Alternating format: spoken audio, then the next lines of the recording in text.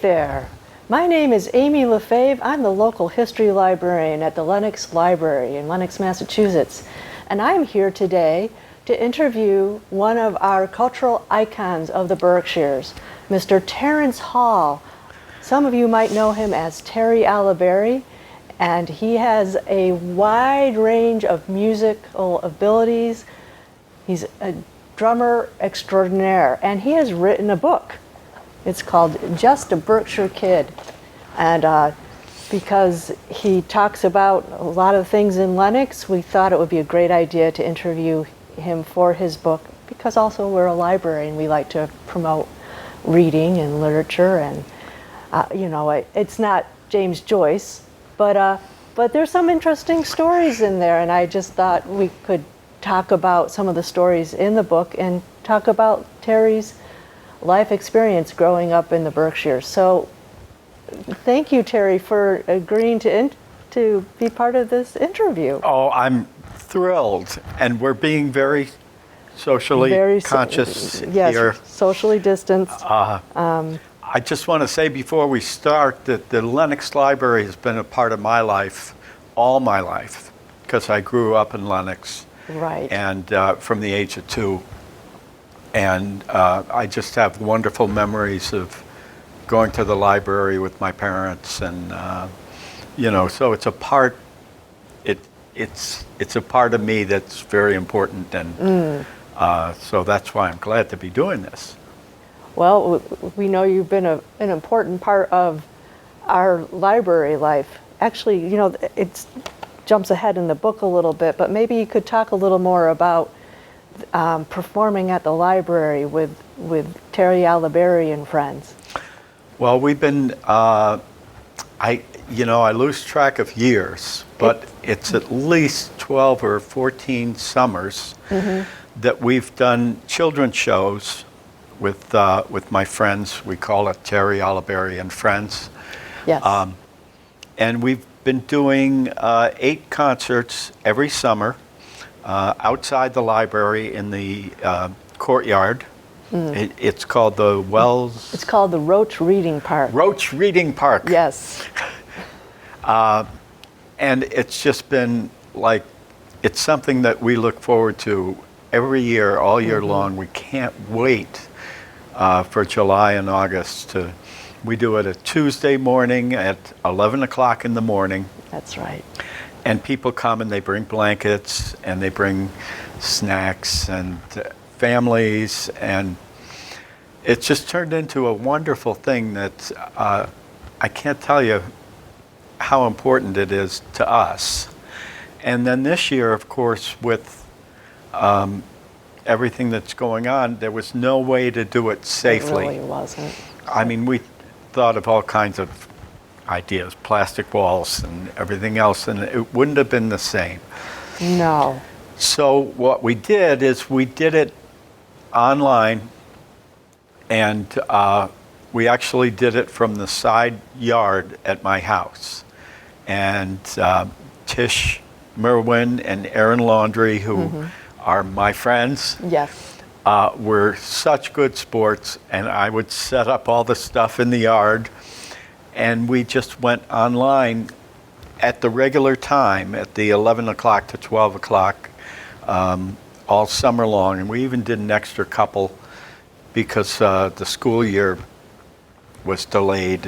And it was odd to not sing for kids that we could see. And the truth is, our show, it isn't about us, it's about the kids. They're the ones that make it different every week, because it's always different kids, and you never know what they're going to say. Even if you do some of the same songs, they're not going to come out the same, because the kids are different. right. So that we didn't have. And we got better as the summer went on at trying to communicate through the cameras some form of warmth. And the one nice thing was that even doing it that way, people were able to write in and request songs, or if we did an animal song, we would ask for them to quickly write in on the cable what animal they wanted me to be. Right. Which was occasionally difficult.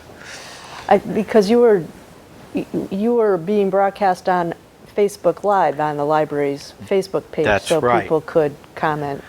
And the one benefit of doing it that way was we got people from all over the country who were watching this because it was broadcast remotely, and we had people calling in from Florida and somebody who watched it on delay from Vancouver made comments and asked for things, and so we were getting between 500 and 1,000 views. That's incredible. And it's still up there, so we're still getting Right. views because Right. it's kind of there for forever. We have no reason to take it down, so that's a cool aspect of it. But boy, I got to tell you, we miss seeing those faces and hearing those laughs and the kids singing. And I really, really hope that by next summer we're back enough to normal that families can do things that, can safely be done.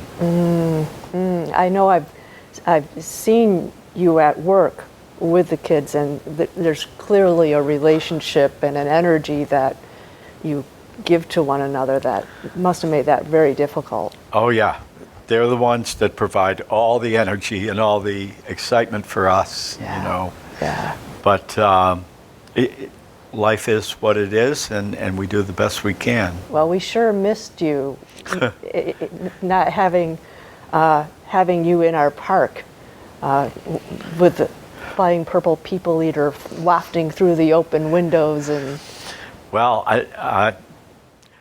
I miss doing it, and I only feel for my neighbors who probably heard Purple People Eater every Tuesday going through the neighborhood because we blew the speakers out into the woods. yes, the woods of the old. So Terry, you're in the house that you grew up in. That's right. Can you talk about life living at Windsor Mountain School a little bit? Yeah, it was different. My parents taught at the Windsor Mountain School, which is now the Boston University property, just for geographically.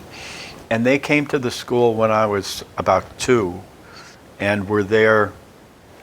They built a house on the corner of the property. That was part of their deal, was they got a little space and built a little house.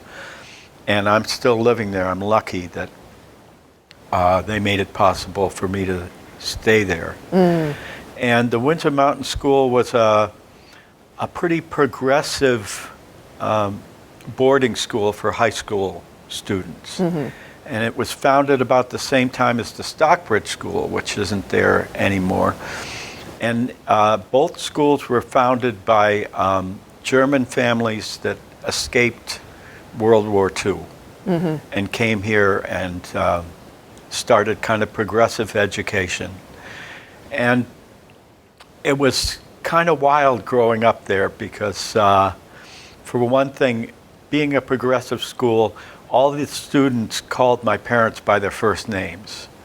So I grew up calling my parents Jim and Franny, which was a little odd. There was no mommy and daddy and all that.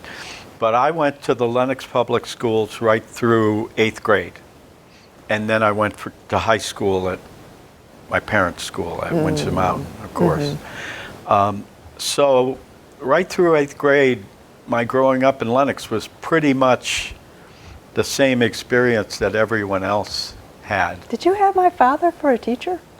I did not have him for a teacher, but he was at the elementary school. He was one of the other teachers, and he would be, okay. In charge of recess and things like that. Plus, he ran a lot of the sports programs, I think, Yes. basketball. Yes. So I knew him, but not directly. I never had him directly. Okay. I was struck by your description of Windsor Mountain. obviously I also grew up in Lenox, and Lenox is a pretty, how do I say this correctly? I would not categorize it as a diverse population. Not at that time. However, that didn't hold true for the students who attended Windsor Mountain. That's right. They were all, there were hardly any local students, being a boarding school. They came from foreign countries, and a lot from the New York City area and various places in the country. So it was completely diverse. And that's a benefit that I thought of getting to grow up near the school, because I grew up as a young child knowing Africans and Asian people and a real diverse set of ideas and backgrounds, and that was wonderful, and it didn't seem out of the ordinary to me, except when I would go to school, and it was pretty white. Yes. Oh, I did not realize that both you and your brother Parney, both have a birthday on Halloween. Yes, we were both born on October 31st, 7 years apart. My brother's older than me. And I know my mother said that my brother kept saying, "You're going to have him on my birthday. You're going to have him on my birthday." And my mother kept telling him, "Doesn't really work that way, you know." But she did, and so we share the same birthday. What's it like as a kid, what was it like having a birthday on Halloween? Well, my parents thought that, Halloween, that never came, I never noticed that it was Halloween. The thing that my parents thought was that because we were born on the same day, we got cheated out of sharing a birthday. So we had a half birthday every year. We would celebrate halfway through, and that way it seemed more like two different parties. Oh, okay. But Halloween, yeah, I never dress up on Halloween because it just doesn't seem like I need to. You dress up as Terriella Hall. That's it. Terriella Berry. Who gave you that nickname? Arlo Guthrie. Ah, can you tell us more about how you met Arlo and became part of his? Sure. After college and music school and that kind of thing, I left to play with a rock and roll band, which was my lifelong ambition. After seeing the Beatles on TV and seeing how the girls reacted and screamed, and I'm like, I want to do that. I want to do that. And that never really actually worked out. But I got into playing in bands in my late teens and early 20s. And I joined a band here in the Berkshires called The Quarry, who had been doing quite well. They were maybe the best known local band at that time. But all the big things that they did, like playing at Woodstock and going to South America, they did before I joined the band. So I got in on the tail end. And that band sort of morphed into a band called Shenandoah, which was David Caron from Pittsfield and David Grover, who I knew from earlier, and Danny Velika was the bass player. So two of them from the Quarry, and then David Grover and I, it just sort of morphed into a band. And that was Shenandoah. And Shenandoah played around the Berkshires constantly. I mean, we worked as much as we could. And one of the places we played was Woody's House of Washington, up in Washington, Mass. Had nothing to do with Woody Guthrie. It was just Woody's. And we noticed that Arlo Guthrie kept coming to see us. And we all knew who he was, and he was pretty noticeable. So we thought, oh, that's great, you know. And one night he just came up after we finished and said, do you guys want to do a tour, you know, and be my band? And we thought, yeah. It sounds like fun. So anyway, to make a long story even longer, the first trip that we took with him was to Chicago to play in a club for like a whole week, so that he could really work us hard and, you know, break the band in. And before we went on that first night, we were sitting in the dressing room, and he knew us by our first names, you know, Terry and Dave and Danny, and he suddenly panicked and said, oh, I got to introduce you guys. And I don't even know who you really are. So we went around the room, and I was last, and I said, well, my name's Terry Hall. And he just looked, he frowned, and he's like, no, that won't do. You're more Terry a la Berry. And that was it. It was just an off-the-cuff thing, but he introduced me as Terry a la Berry all week long, and it just stuck. And then when we started doing records, when the first record came out, I looked and it said Terry a la Berry, and my mother cried. She No said, Terrence Hall for you. She said, how are the relatives going to know it's you? And I said, don't worry about it. And then, you know, later on, when I started doing children's music with David Grover, it was the perfect name for a children's performer because it rhymes, it's easy to remember, and it's just a happy thing. So I kept it. See, I think that's a surprising fact. If anybody was reading this, to realize that you didn't come up with that name once you started working in the Big Bear Band with David. You'd had it all along. Yep. And it had nothing to do with your children's performance playing. Most people know me as Terry a la Berry. And I get mail as Terry a la Berry. The Postal Service recognizes me as the real Terry a la Berry. So I figure that's good enough for me. That'll work. That'll work. You got your professional start at the age of 13. Yep. That was kind of the point of the book. When I started thinking about writing it, when this whole thing happened. And people had told me for years, you know, oh, you should really write about your early, you know, the stories you have and things. And when I thought about it, I thought, well, the real kind of hook to it is the fact that because I lived in the Berkshires and there were all these things that happen up here, I got the chances to do things that normal 13-year-olds wouldn't get to do. And I got hired by the Berkshire Playhouse at that time, which is now the Berkshire Theater Festival, to play the drums in the pit for a musical.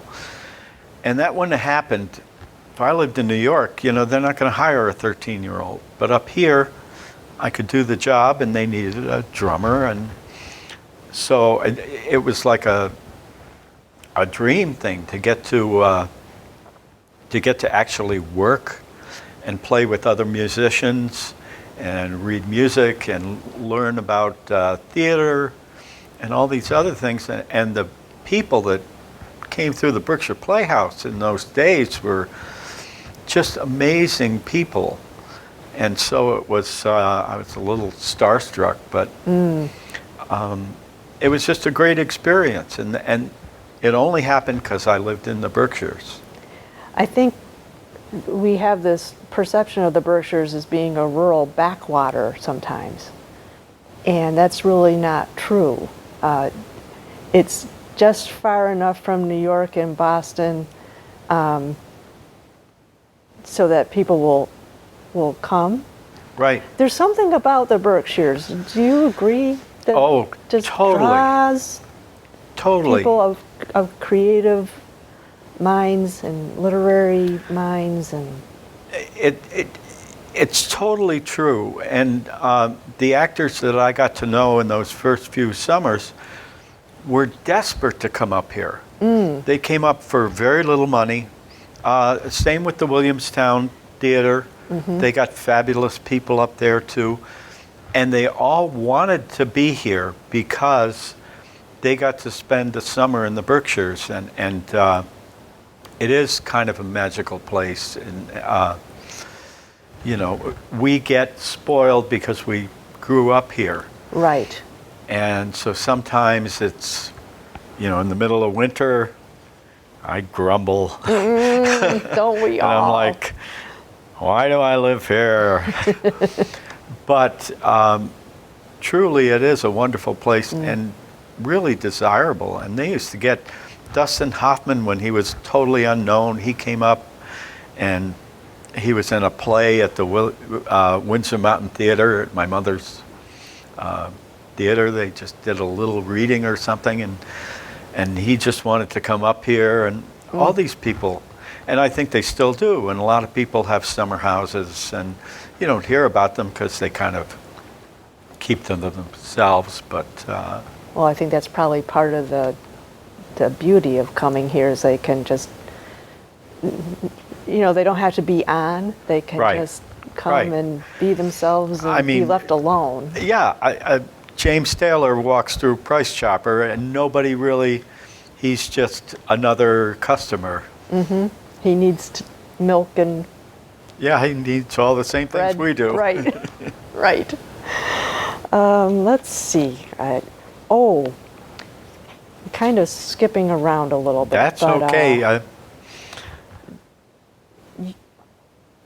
When you saying we are all Americans, was that during 9/11? No, it was, good question. I think it was before 9/11. So there's a, you know, can you talk more about Grover's Corner and that? Yeah, when there was a point where where Arlo didn't need Shenandoah to go on the road after 14 years or so. And I was a little lost in trying to figure out what I was going to do.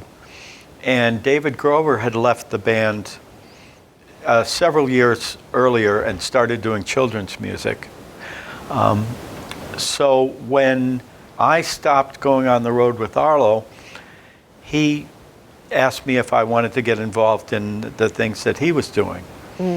And I did. I was running his record company for him, and then he started doing live shows, and we sort of put together this little group, which turned out to be the Big Bear Band. And that was me and Kathy Jo, at that time, Wartella.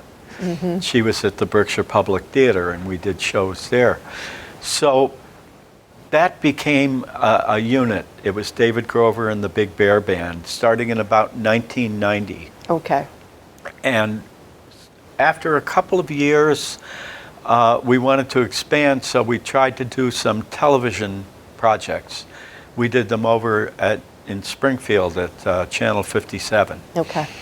And those people were wonderful to work with, and we did a number of different things. We tried to get a series called Grover's Corner. And we did an initial pilot that we had Tom Paxton as a guest. Nice. And that did very well. And then we did a special called Hanukkah at Grover's Corner that David and his writing partner wrote all this original music, and we got Theodore Backel to be the guest star. And so that was kind of a big deal, and that won a lot of awards and was seen nationally on public broadcasting. And we also did a concert video, and we did a number of things at Channel 57 trying to like break out of the local scene. And we did to a great extent. We traveled around the country, and were able to do children's shows everywhere and at the White House. But the We're All Americans was a project that, again, David Grover and his writing partner, Aaron Schroeder, wrote a bunch of special material that all dealt with people getting along, and ethnically and just socially. And so what we ended up doing was we, again, got Channel 57 to come with all the cameras and everything to Lenox, to what was the Berkshire Performing Arts Center. Which is where Shakespeare which is and now Company Shakespeare and Company. And they had a big theater there. So we took it over. We brought a chorus in from New York City with about 30 kids. And we got the local chorus of kids, the Blayfield chorus. Blayfield chorus, right. And we put them all together and also added a few other musicians. And we did this video called We're All Americans, which also won a lot of awards, and it was seen on PBS. And it was, I was recently conversing with one of my friends at WGBY who's still there, who worked on that project, and he was saying, boy, that was so ahead of its time.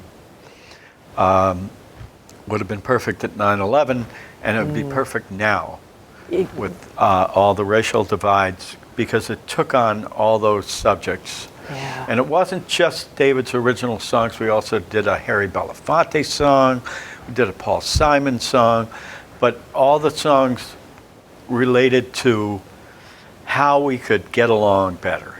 And the fact that we're all Americans. And I think it's bigger than that.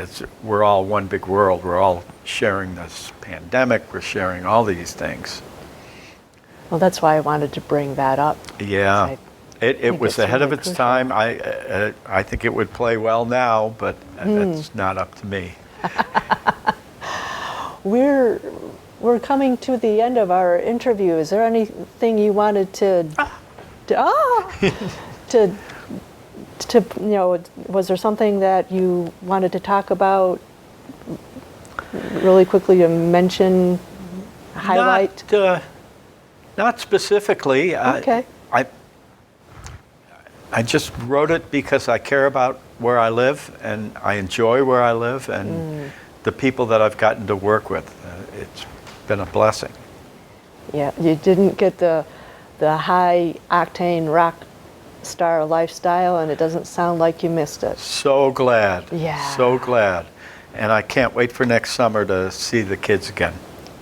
Great. Well, I know that Matt Tannenbaum has your book available.